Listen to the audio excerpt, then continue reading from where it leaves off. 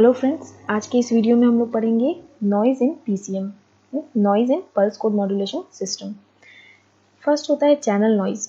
Channel noise channel के कारण होता है और हम लोग जो प्रीवियस लेक्चर था हमारा उसमें पीसीएम का ब्लॉक डायग्राम जिसमें बनाया गया था उसमें कहा गया था रीजनरेटिव रिपीटर्स हम लोग लगाते हैं चैनल में so that channel noise can be reduced. Second जो एरर होता है वो होता है क्वांटाइजेशन नॉइज़। ये क्वांटाइजेशन नॉइज़ बहुत इंपॉर्टेंट है, इसको QE से रिप्रेजेंट करते हैं। Okay, QE means quantization error और क्वांटाइजेशन नॉइज़। ये नॉइज़ क्यों आता है?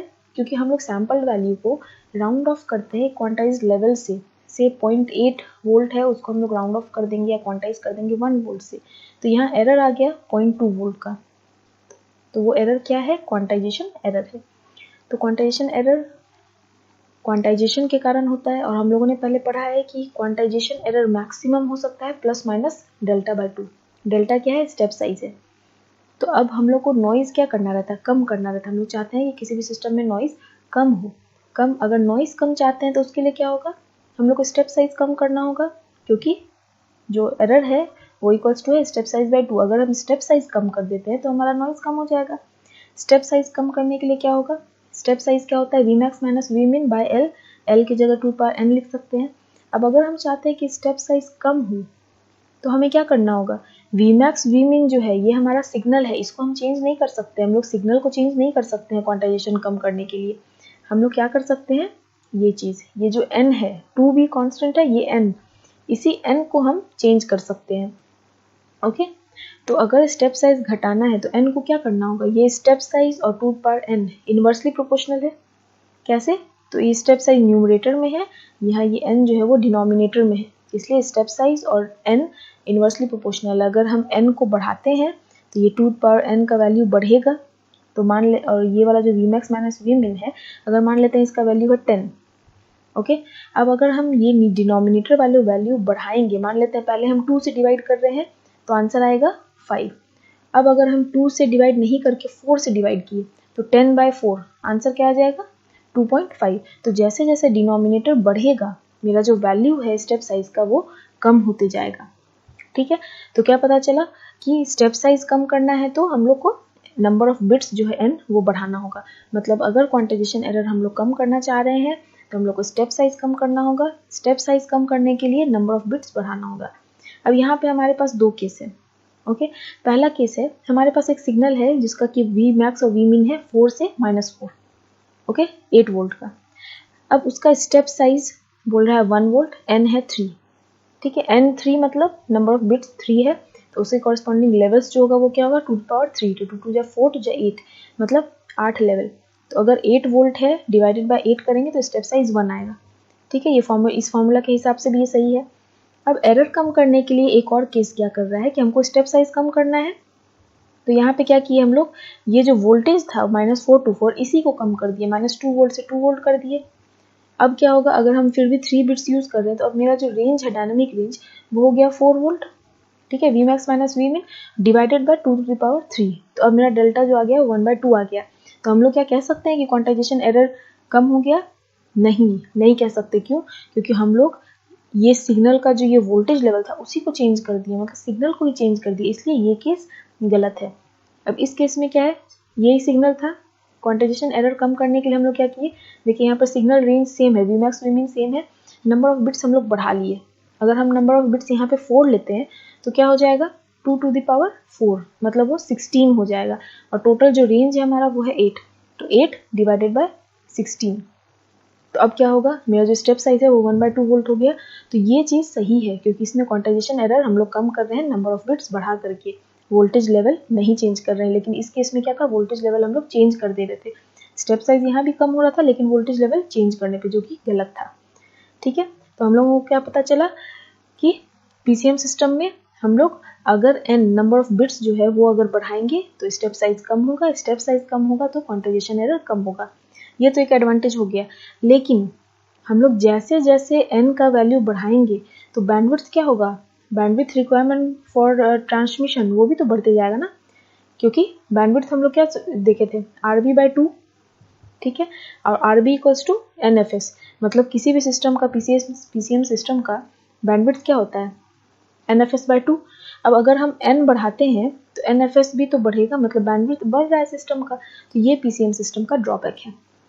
ठीक है, तो n बढ़ाने से क्वांटाइजेशन एरर तो कम हो रहा है, लेकिन n बढ़ाने से जो बैंडविड्थ रिक्वायरमेंट है वो बढ़ रहा है। ठीक है, तो इन PCM as quantization error decreases, correspondingly channel bandwidth requirement will be increased. This is the drawback of PCM. ये drawback कैसे सुधारा जाता है? In DPCM means in differential PCM. Differential PCM में हम लोग क्या करते हैं, QE जो है वो डिक्रीज होता है without any increasing bandwidth requirement. Bandwidth requirement उतना ही रहता है, क्योंकि उसमें जो हम लोग स्टेयरकेस अप्रोक्सीमेशन करते हैं DPCM में, वो सैम्पल वैल्यू और क्वांटाइजेशन वैल्यू दोनों के जो एरर आता है उसके बेसिस पे हम लोग ये करते हैं। तो ये हम लोग दूसरे वीडियो में डिटेल में देखेंगे DPCM को। इसमें आगे बढ़ते हैं।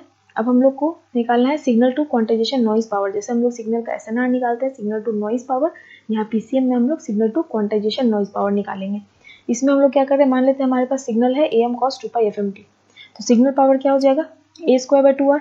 ये हम लोग जानते हैं किसी भी साइनसॉइडल सिग्नल का पावर, इसका जो एम्पलीट्यूड रहता है A²/2R। तो quantization noise power, signal power हमारे पास निकल गया, और ये signal to quantization noise power ratio के लिए क्या चाहिए, signal power divided by quantization noise power. ठीक है, तो सिग्नल पावर हम लोग को पता चल गया यहाँ से। क्वांटाइजेशन नॉइज पावर क्या होगा, क्वांटाइजेशन नॉइज पावर अगर हम लोग स्टैटिस्टिक में जाएं या प्रोबेबिलिटी थ्योरी में जाएं तो उसमें दिया है कि पावर जो होता है वो होता है मीन स्क्वायर ऑफ जिस भी सिग्नल का पावर निकालना है वो, और मीन स्क्वायर x, मान लेते हैं हमारा सिग्नल x है तो मीन स्क्वायर x, वो क्या इसको लिख सकते हैं एक्सपेक्टेशन। मीन को हम लोग प्रोबेबिलिटी थ्योरी में एक्सपेक्टेशन लिखते हैं, तो एक्सपेक्टेशन ऑफ ये स्क्वायर अंदर चला जाएगा QE स्क्वायर, मतलब जो क्वांटाइजेशन एरर का स्क्वायर। अब ये एक्सपेक्टेशन का जो प्रोबेबिलिटी थ्योरी में फॉर्मूला है वो होता है, अगर एक्सपेक्टेशन ऑफ x है तो हम लोग क्या करते हैं integration of x okay into fx dx। fx क्या है, इसका प्रोबेबिलिटी डेंसिटी फंक्शन है, PDF है x का, ये प्रोबेबिलिटी थ्योरी है।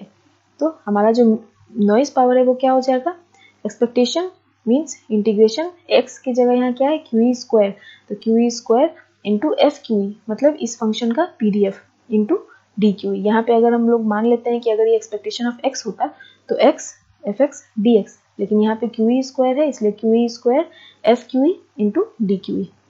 ओके, अब एक एग्जाम्पशन यहाँ लेते हैं कि हमारा जो ये क्वांटाइजेशन एरर है इसका जो PDF है वो यूनिफॉर्म है। यूनिफॉर्म PDF क्या होता है कि अगर कोई भी सिग्नल कांस्टेंट है किसी एक इंटरवल में, जैसे अगर ये एक सिग्नल है जो कि -a से a में है, ठीक है, और यूनिफॉर्म PDF में हम लोग को एक चीज़ देखना है कि ये जो टोटल टाइम ड्यूरेशन होता है इसका जो एम्पलीट्यूड होगा वो इस तरह से होगा कि वो, अगर ये टोटल ड्यूरेशन यहाँ पे क्या है 2a, तो इसका जो एम्पलीट्यूड होगा वो होगा 1/2a। अगर ऐसा कोई प्रोबेबिलिटी डेंसिटी फंक्शन होता है वो होता है यूनिफॉर्म फंक्शन। तो हमारा अगर क्वांटाइजेशन एरर हमारा यूनिफॉर्म है तो क्वांटाइजेशन एरर कहाँ से कहाँ तक होता है +-Δ/2। दैट मीन्स क्वांटाइजेशन एरर का जो PDF होगा उसमें सिग्नल कहाँ से कहाँ तक होगा, बस -Δ/2 से +Δ/2, और ये टोटल कितना है डेल्टा, तो ये जो एम्पलीट्यूड हो जाएगा इसका वो हो जाएगा 1/Δ। ये यूनिफॉर्म जो डेंसिटी फंक्शन होता है उसका ये कैरेक्टरिस्टिक है कि जितना ड्यूरेशन होता है उसका एम्पलीट्यूड 1// उतना होता है। ठीक है, तो अब हमारा जो क्वांटाइजेशन नॉइज है वो क्या हो जाएगा, इंटीग्रेशन था, लेकिन अब इससे हम लोग को पता चल रहा है कि वो इंटीग्रेशन सिर्फ -Δ/2 से Δ/2 है, क्योंकि इधर सारा साइड और इधर 0 है, कोई सिग्नल नहीं है, सिग्नल बस इसी इंटरवल में है, इसलिए अब इस इंटीग्रेशन में ये लेवल लग जाएगा -Δ/2 से Δ/2, और QE स्क्वायर पहले से था, FQE की जगह हम लोग क्या लिखेंगे 1/Δ। क्यों, क्योंकि FQE में ये कांस्टेंट है और इसका वैल्यू कितना है 1/Δ, मतलब क्वांटाइजेशन एरर का PDF ये बता रहा है कि क्वांटाइजेशन एरर सिर्फ -Δ/2 से Δ/2 तक ही एग्जिस्ट करता है और उसका जो एम्पलीट्यूड है वो है 1/Δ। ठीक है, और DQE, ठीक है, हम लोगों ने सिर्फ यहाँ पे FQE का वैल्यू पुट किया है। तो अब ये क्या हो जाएगा, इंटीग्रेशन करना आप लोग जानते हैं अच्छे से, तो 1/, जो स्टेप साइज है उसको हम बाहर निकाल लेंगे क्योंकि इंटीग्रेशन QE के साथ है, तो जो 1/Δ होगा वही कांस्टेंट की तरह निकल जाएगा, और QE square into DQE x square into DX क्या होता है x³ 3। वैसे ही करके उसका इंटीग्रेशन सॉल्व करेंगे तो हमारे पास जो इक्वेशन आएगा वो आएगा quantization noise equals to step size square divided by 12। Okay, तो ये इंपॉर्टेंट फॉर्मूला है। अब इसी में स्टेप साइज का जो 2am/L होता है, L की जगह हम लोग 2n लिखेंगे, इसको इक्वेशन में पुट करेंगे तो दूसरा फॉर्मूला हमारे पास क्या है, am²/3 × 2⁴n। तो अब S/NQ क्या होगा, signal power divided by quantization noise power. Signal power हम लोग निकाल चुके थे am²/2r। r यहाँ पे इसलिए नहीं लिखे हैं क्योंकि हम लोगों ने एज्यूम किया है कि r = 1 ओम है। ठीक है, अब NQ का वैल्यू यहाँ दे दिए, सॉल्व करने पे आया 3/2 2⁴n। तो अब हम लोग क्या कर सकते हैं, if n increases, number of bits increase होगा तो क्वांटाइजेशन लेवल इंक्रीज होगा, क्वांटाइजेशन लेवल इंक्रीज होगा तो स्टेप साइज रिड्यूस होगा। क्यों, क्योंकि स्टेप साइज क्या होगा, equals to Vmax - Vmin divided by L। तो अगर L बढ़ रहा है तो स्टेप साइज घट जाएगा। ठीक है, स्टेप साइज घटेगा तो क्वांटाइजेशन एरर घटेगा, क्योंकि क्वांटाइजेशन एरर क्या होता है, ±δ/2। क्वांटाइजेशन एरर घटेगा तो जो ये नॉइज है वो घट जाएगा, क्वांटाइजेशन नॉइज घट जाएगा। अगर क्वांटाइजेशन नॉइज घट जाएगा यहाँ पे, ठीक है, तो पूरा ये टोटल जो सिग्नल टू नॉइज रेशियो है वो बढ़ जाएगा। Signal power divided bye noise power, अगर नॉइज पावर जो है वो कम हो जाएगा तो मेरा सिग्नल पावर ऐसे भी बढ़ जाएगा SNR। ठीक है, लेकिन जब n बढ़ेगा तो बैंडविड्थ बढ़ेगा, ये जो ड्रॉबैक है वो हमेशा रहेगा। अब ये जो चीज़ है वो जो लोग कंपटीशन के लिए तैयारी करते हैं उनके लिए है, ताकि वो डायरेक्ट बहुत जल्दी सॉल्यूशन दे सके। इसमें बोल रहा है कि अगर मान लेते हैं हमारा जो n है वो है 1 बिट्स पर सैंपल। ठीक है, n हम लोग 1 लेते हैं तो SNR क्या हो जाएगा, वो हमारा 3/2 2⁴2n। n 1 है तो हम लोग 2 × 1 लिखे। अगर हम लोग 2 बिट्स ले रहे हैं, ठीक है, तो क्या हो जाएगा 3/2 × 2⁴2 × 2। अगर हम 3 बिट ले रहे हैं, n = 3 है तो हो जाएगा 3/2 × 2⁴2n होता है n की जगह 3। ठीक है, अब क्या इस वाले SNR को हम ऐसे लिख सकते हैं, ये SNR में क्या है 3/2 दोनों में कॉमन है। यहाँ है 2 × 2 × 1 और यहाँ है 2 × 2 × 2। ठीक है, तो हम लोग क्या किए, 2 × 4 हो गया, ये 2 × 4 और यहाँ 2 × 2। तो दोनों में अंतर क्या है, सिर्फ 2 × 2 का। तो हम लोग इस तरह से लिख सकते हैं कि अगर हम 2 बिट लेते हैं SNR जब हम n = 2 ले रहे हैं वो इक्वल होता है SNR के जब हम n 1 लेते हैं इंटू 2 × 2 × 1। ठीक है, सिमिलर वे में अगर हम ये 3 ले रहे हैं, ठीक है, 3 बिट ले रहे हैं, 3 बिट जब हम लेंगे तो जो SNR होगा वो किसके इक्वल होगा, जो 2 बिट लेते हैं SNR वो इंटू 2 × 2 × 1। अगर हम 3 बिट ले रहे हैं वो किसके इक्वल होगा, यहाँ पे हम रिलेशन किसके बीच में निकाल रहे थे, 3 बिट और 2 बिट के। यहाँ पे हम रिलेशन किसके बीच में निकाल रहे हैं, 3 और 1 के। तो हम लोग क्या देखें, जब यहाँ 3 यहाँ 2 है, दोनों में डिफरेंस 1 बिट का है, तो ये 2 × 1 है। ये यही चीज़ कंपटीशन के लिए ट्रिक है। अगर हम 3 बिट के लिए निकाल रहे हैं और यहाँ पे 1 बिट का SNR हमको पता है, तो डिफरेंस कितना हुआ दोनों में, 2 बिट का, इसीलिए यहाँ पे ये 2 लिखाया है। तो अगर क्वेश्चन में आता है कि हम लोगों का अगर मान लेते हैं 2 बिट यूज़ करने पे SNR इतना है, तो अगर 3 बिट यूज़ करेंगे तो कितना SNR होगा, तो ये पूरा फॉर्मूला से नहीं निकालना है, डायरेक्ट हम यहाँ से निकाल सकते हैं। दोनों के डिफरेंस में जो भी डिफरेंस होगा दोनों के, वो यहाँ पे आ जाएगा। मतलब इसका जो जनरलाइज थ्योरी है वो है कि अगर n बिट की जगह हम n + k बिट्स ले रहे हैं तो SNR में चेंज कितना टाइम्स आएगा, 2 × 2k टाइम्स। k क्या है, दोनों में अंतर। For a PCM system as the number of bits per sample is increased from n to n + k, then S/n is increased 2 × 2k times. ठीक है, इसका एक एग्जांपल है कि मान लेते हैं number of bits per sample is increased from 1 to 10। हम लोगों ने n का जो वैल्यू है वो 1 से 10 इंक्रीज कर दिया है, तो SNR कितने टाइम्स इंक्रीज होगा, तो कितने टाइम्स इंक्रीज होगा, 2 × 2k। यहाँ पे k क्या है, दोनों के में डिफरेंस, तो 10 - 1 9 का डिफरेंस है, तो मेरा जो SNR होगा वो कितने टाइम्स इंक्रीज होगा, 2 × 2 × 9। ये कंपटीशन के लिए है, ये डिप्लोमा का जो एग्जाम होगा उसके लिए नहीं है।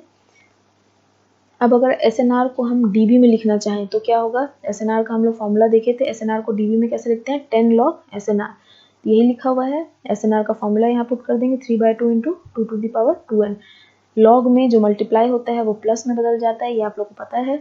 तो ये हो गया, जब log 10 3/2 तो इसको कैलकुलेट करेंगे तो ये टर्म आएगा, यहाँ से ये टर्म आएगा। तो ये जो फॉर्मूला है ये पावर है। ठीक है, हम लोग लॉग में जानते हैं पावर क्या होता है, मल्टीप्लाई में आ जाता है। तो इसका अगर ये फॉर्मूला याद रखना थोड़ा मुश्किल होता है तो इसका एक अप्रॉक्सीमेट फॉर्मूला भी हम लोग कर सकते हैं कि 1.78 को 1.8 ले लेंगे और 6.02 को 6 ले लेंगे। ठीक है, तो ये जो इक्वेशन है ये बहुत फेमस इक्वेशन है PCM के लिए, इस पर डायरेक्ट न्यूमेरिकल बेस्ड क्वेश्चन भी आता है। तो signal to quantization noise ratio is equal to 1.8 plus 6n, और ये जो रिजल्ट होगा वो dB में होगा। ओके, और dB में क्या होगा, अगर हम n बिट से n प्लस k बिट का ले रहे हैं तो SNR में चेंज 6k dB का आएगा। ओके, ये सारा कुछ कंपटीशन के लिए मैं बार बार बोल रही हूँ। डिप्लोमा के स्टूडेंट्स अगर इस पे ध्यान नहीं देना चाहें तो वो नहीं भी दे सकते हैं, ये सोनली कंपटीशन पर्पस से है। अब हम लोग कुछ क्वेश्चन पढ़ेंगे, और अगर किसी को इसमें कोई दिक्कत है या इस ट्रिक को समझने में कोई दिक्कत है तो कमेंट सेक्शन में कमेंट करके और मुझे ज़रूर बताएं। Thank you.